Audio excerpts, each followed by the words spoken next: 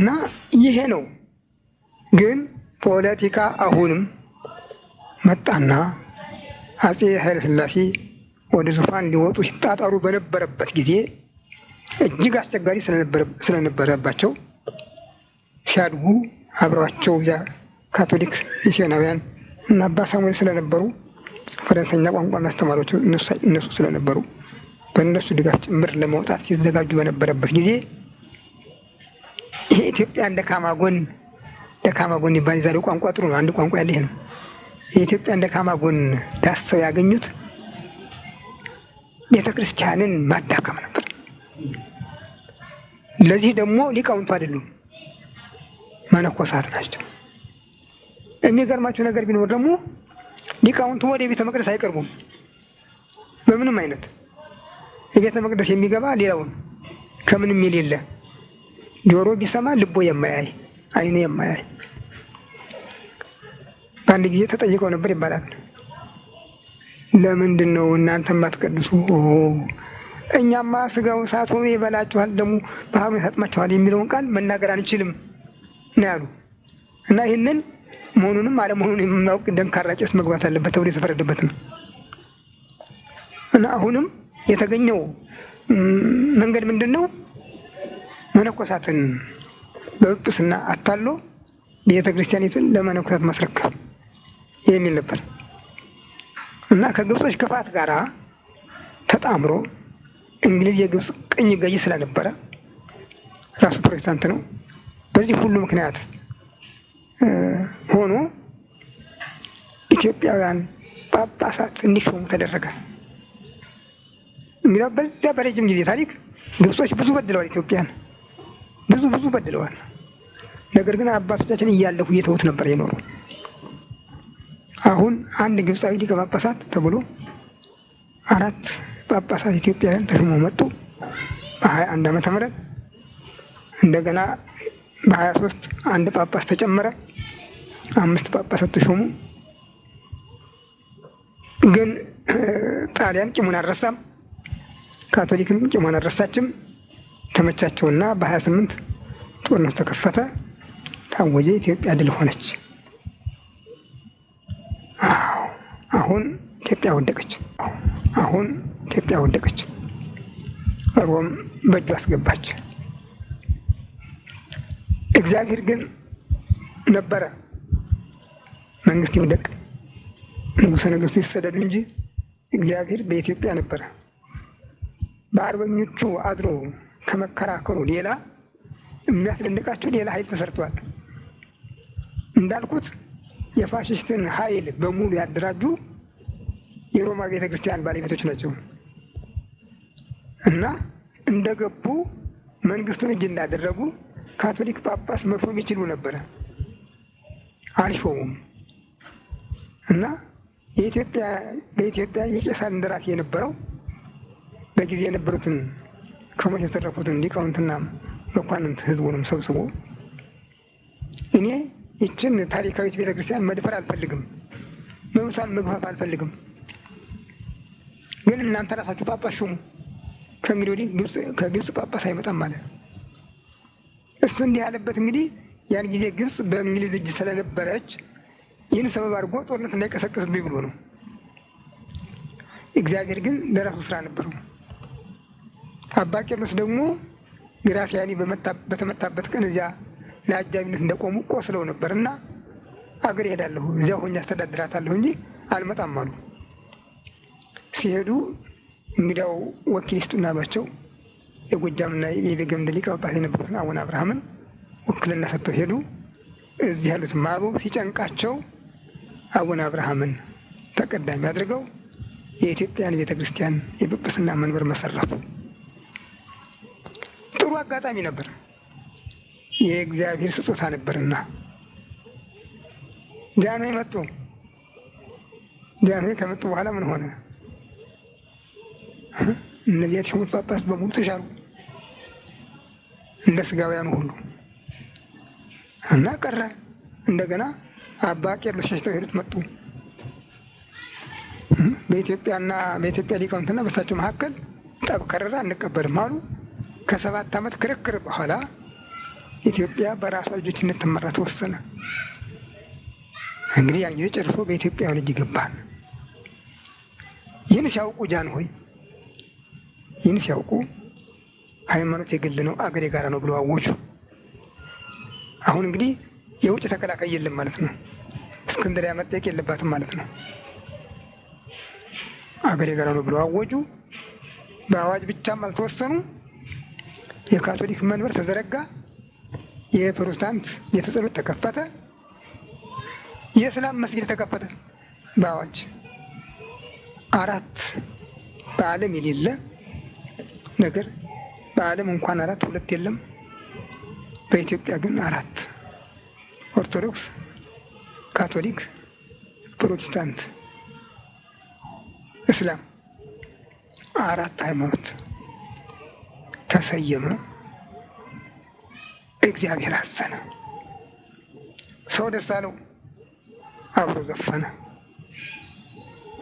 ብዙ ሰዎች ግን በዚህ ጉዳይ ላይ እግዚአብሔር የገለጸላቸውን ተናገሩ፣ ሰሚ አላገኙም። ቤተ ክርስቲያን ግን አልተናገረችም። የኢትዮጵያ ብርሃን ግርማዊ ጃንሆይ ከማለት በስተቀር ምንም ቅር አላላትም። አብራ መሰለፍ ጀመረች። በመጨረሻውም በፓትርያርክነት ደረጃ ከግብፅ እኩል አድጋ ራሷን የቻለች ሆነች። ወዲያው ቀጠለ። ማን መጣ? ፕሮቴስታንት መጣ። ወንጌልን አስተምራለሁ አለ፣ ዘረጋ። ምድር ምድር ምድር የእግዚአብሔርን ቃል ስሚ ብሎ አወጀ። ይሄ ለኢትዮጵያ ብቻ ሳይሆን ለኃያሉ አምላኳም ስድብ ነበር። ኢትዮጵያ እጆቿን ወደ እግዚአብሔር ተዘረጋለች ከተባለበት ጊዜ ከ3000 ዓመት በኋላ መጥቶ ምድር ምድር ምድር የእግዚአብሔርን ቃል ስሚ አለ።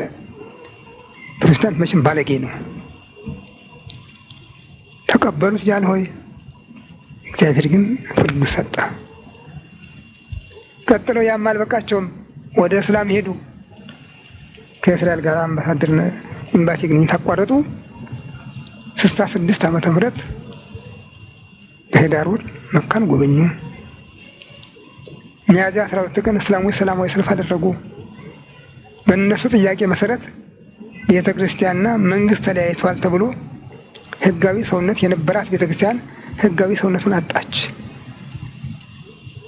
በዚህ ጊዜ እግዚአብሔርና የኢትዮጵያ መንግስት ተለያዩ። ይኸው እግዚአብሔር የለም በሚለው በደርግ ወታደር እጅ ወደቅን። እስከዚያ ድረስ ያልተናገረችው ቤተ ክህነት አሁንም ደርግ እግዚአብሔር የለም ብሎ ሲያውጅ ወንጌልና ሶሻሊዝም አንድ ነው፣ ምንድነው ችግሩ? ወንጌልም ተካፍላችሁ ብሉ ነው ያለ፣ ሶሻሊዝምም ተካፍላችሁ ደሩ ነው ብላ ጎኑ ተሰለፈች። ህፃናት፣ ቀሳውስት፣ ዲያቆናት፣ አብዮት ጠባቂዎች ምልምል ወታደሮች ሆኑ። ሌሊት ሰው ሲደበድቡ ያድራሉ፣ ቀን የክርስቶስን ደም ይቀዳሉ። በአንድ ጽዋ የሰው ደም፣ በአንድ ጽዋ የክርስቶስን ደም የሚቀዱ ሆኑ። የሚመለስ አልተገኘም። በኋላ እንዲያውም ሃይማኖት አይለያየንም የሚል መጽሐፍ ተጽፎ እስላምና ክርስቲያን በሰው ሰራሽ ቋንቋ የተለያዩ ናቸው እንጂ ምንም የሚያለያያቸው ነገር የለም ብለው ያመነ የተጠመቀ ይድናል፣ ያላመነ ያልተጠመቀ ይፈረድበታል የሚለው የወንጌልን ቃል ጥሰው እስላምና ክርስቲያን አንድ ናቸው ተብሎ ማህበር ተመሰረተ። በኋላም እና አባ ማርቆስ ተሾሙ። እመቤታችን የውርስ ኃጢአት አለባት የሚል መጽሐፍ ታትሞ ወጣ። ይህም ሆኖ ሃይማኖቱ ሙሉ በሙሉ ያልተረገጠ ስለነበረ እግዚአብሔር ረድኤቱን አላጎደለም ነበር። አባ ጳውሎስ ሲመጡ ግን ስር ነቀል ለውጥ ነው ማድረግ ብለው ለእንግሊዙ ጋዜጠኛ እንደሰጡት ስር ነቀል ለውጥ አደረጉ። ሄደው ከሮማ ፓፓ ጋር ተዋሃዱ። የሮማ ቤተክርስቲያን አባል ሆኑ። አብረው ቀደሱ፣ አብረው ጸለዩ። ከዚያም ተመልሰው ስለ ዝርዝር ሃይማኖቱ የግል መጽሐፍ አወጡ። የሲኖዶሱ መሪ መንፈስ ቅዱስ የሚለውን ሽረው የሲኖዶሱ መሪ ፓትርያርኩ ነው ብለው ወሰኑ። በ88 ዓመተ ምህረት ሚያዝያ 30 ቀን ከዛሬ ጀምሮ ቤተ ክርስቲያን እስከ ዛሬ ስትሰራባቸው የነበሩት ደንቦችና ሕጎች ሁሉ ተሽረዋል ብለው ሌላ ሕግ አወጡ። በዚያ ምክንያትም እኔም እስከ ማውገዝ ደረስኩ። እሳቸውንም የሲኖዶስ ዋና ጸሐፊም ጳጳሳቱንም አለቆችንም ካህናትንም ግን የተቀበለኝ የለም። አሁንም እንዲያውም ለካህናት ወሬ የሆናቸው እሱ በጠባዩ ከእሳቸው ጋር አልግባባ ብሎ ነው እንጂ ምንም የደረሰ ነገር የለም እያሉ ነበረ። ቀጥሎ እሳቸው በዚህ አልተወሰኑም። በ91 ዓመተ ምህረት ከእሁድ በቀር ሌላ ቀን እንዳይሾም የሚያዘውን ሕግ ሽረው ሰኞ 16 ጳጳሳትን ሾሙ። ይህን ያህል የሚሾሙበት ምክንያት የቀድሞውን ሲኖዶስ ሙሉ በሙሉ ለመሻርና እሳቸውን ለመተካት ነው። አሁንም ያሉ እነሱ ናቸው። አዎ ይህም ሆኖ የኢትዮጵያ ሕዝብ አሁንም አልተመለሰም። እግዚአብሔር በልዩ ልዩ ታምራት ገዝቷቸው ነበር። እሳቸውን አልተመለሱም። ግን በዚያው ዓመት ጴጥሮስ ጳውሎስ ቤተ ክርስቲያን አስቀድሳለሁ ብለው እንደገቡ በቅዳሴ ላይ 3 ጊዜ ነው ያስወጣቸው። ቁልቢ ላይ አሐዱ አብ ቅዱስ ሲወደቁ ሌላ ሰው የጨረሰው፣ ደብረ ሊባኖስ ላይ፣ ዋልድባ ላይ፣ በብዙ ልዩ ልዩ ቦታ አሁንም ሱዳን ትምህርት ቤት ተመርቃለሁ ብለው ሲሄዱ ደብረ ማርቆስ ላይ በአውሮፕላን ተሰናክለው ተመልሰው እንዲገቡ የተደረገ። ይህም ሁሉ ሲሆን ቅሬታ የላቸውም። እሳቸውም አይደነግጡም። ከእሳቸው አለመደንገጥ አብረዋቸው ያሉት ጳጳሳትና ካህናት አሁን የዚያ ጴጥሮስ ጳውሎስ ቤተክርስቲያን የሽንት ቤት ቁልፍ የያዝክ የት ነህ እየተባለ በራዲዮ ሲለፈፍ ነበር የዋለ። ይህን ህዝቡም ያውቃል። ምንም እግዚአብሔር መቼም ማይዝራት ላይ የለውም። ጥር 1 ቀን አባ ፈቃደ ሥላሴን በታቦቱ ፊት እልፍ አእላፍ ህዝብ በቆመበት እንዲሁ ገደሉ ማለት ይቅርብን። አዎ ይህን የተፈጸመው በልደታ የሆነውን ታውቃላችሁ። በዮሐንስ ቤተክርስቲያን የሆነውን ታውቃላችሁ። ይህ ሁሉ ሲሆን ህዝቡ ምንም ደንታ የለውም። ምን ታየ ብለን ነው ነበር የሚል። አሁን በመጨረሻ ጊዜ ያው በዚህ ሳምንት ታኅሳስ 12 ማለት ነው ሁለተኛው የኢትዮጵያ ካርዲናል ናቸው የካቶሊክ በኢትዮጵያ የሞቱ ጡረታ ሆነው ነበረ። እሳቸው ሲሞቱ እግዚአብሔር የሁለቱንም ደባ ለኢትዮጵያ ህዝብ ገለጸ። የሮምንም የአባ ጳውሎስንም የሮምንም ተሸፋፍኖ ሲያደቡ መኖር። አሁንማ እኮ የእኛም ሆናለች ያሉ ነበር የሚያሾፉ። ያንንም በድል ያጣሁትን በጦርነት ያጣሁትን በሰላም አገኘን ብላ የሮም ቤተክርስቲያን አባ ጳውሎስን ወከለች። አባ ጳውሎስን ደግሞ ውስጥ ሲለከለኩ ኖረው ዛሬ የካቶሊክ ባራኪ ሆነው ተገኙ። ካቶሊክ እንኳን ራሷ ከሌላ ቡራኬ ልትቀበል ቀርቶ ቅድም በጨዋታችን አንስቸው ነበረ የዓለም ቤተክርስቲያን ማህበር አልሆንም ብላ እምቢ ላይ ቀረች ናት። እናንተን እኔ ሰበስባችኋለሁ እንጂ እናንተ እኔን አትሰበስቡኝ ብላ የቀረች ናት። እና ዛሬ ግን አባ ጳውሎስ ተቀዳሚ ባራኪ፣ የእነሱ ተጠሪ ግን ተከታይ ሆኖ ነው የታየው። ይህም እግዚአብሔር በውስጥ የተደበቀውን ምስጢር ለህዝቡ አጉልቶ ነው ያሳየው። የሚያስደንቅ ነገር ነው። እውነት ልብ ቢኖረን ኖሮ ከአሁን በኋላ ማንንም መጠየቅ የማንችልበት ደረጃ ደርሰን ነበረ። ግን አሁንም ካህናት፣ ጳጳሳት፣ ሊቃውንት አሁንም ዝም እንዳሉ ናቸው። አሁንም ቅር አላላቸውም።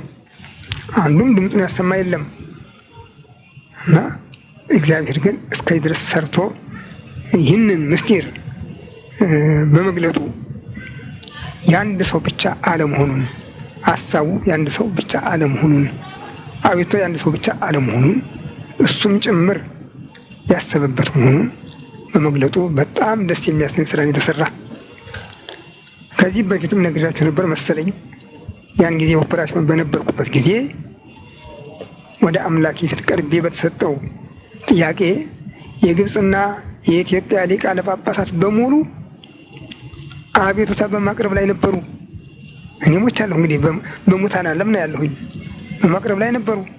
ቅዱስ ቄርሎስ በፊት ለፊቱ ቆሞ ድምፅ ይጠብቅ ነበረ። ያን ጊዜ ነው ካጠገቡ ወስዶ እንዲህ እንደዚህ ያቆመኝ እኔን እና ፍረድልን፣ 1600 ዓመት የኖረው ውግዘት ተጥሷል፣ በስጋህ በደምህ የተፈጸመ መሐላ ፈርሷል፣ ደምህ ተረግጦ ቤተ ክርስቲያን ተዋርዳለች እና ፍረድልን ብለው አባ ጳውሎስን ሲከሱ ንስጥሮስ በቅዱስ ቄርሎስ በስተኋላ ራቁቱን ተራ ልብስ ለብሶ፣ እሳቸው ግን ከንስጥሮስ ጎን በሙሉ ክብራቸው ነው የነበሩ። ቅድም እንዳነሳችሁት ከነድባብ ጥላቸው ነው እያለት የነበሩ። ዛሬ የሚያጋለጣቸው በዚያው ደረጃ ነው እና ፍርድ የቤተ ክርስቲያን ነው እና ያለ አንተ ያየኸውን የሰማሁን ሂድ ንገር አለኝ። መጣሁ ተናገርኩ። የሚሰማኝ ግን አላገኘሁም። ቅድም ወንድሜ ጠቅሶት ነበረ። ውሻ ነባህነ ከመዘይ ነባህነ ኮነ ጮኸን እንዳልጮኸን ሆን አለች እንደሚባለው እኔም እንደ ሰውኛ ነው የቀረሁኝ። ይኸው 8 ዓመት ነው። ግን እግዚአብሔር ምስጋና ይግባው። አሁንም ሙሉ በሙሉ የሚሰማኝ አጣሁ አልልም። የዳኑትንም ጠርቶበታል እና ያንን ግን አሁን ልክ እኔ ትዝ ያለኝ እዚያ በሰማይ እንዳየሁት አርጌ ነው መቆጥረው። አሁን በሕዝብ ፊት ከነ ክብራቸው ተጋልጠው መገኘታቸው ይሄ አንድ ሌላ አስደናቂ ነገር ነው እና ብዙ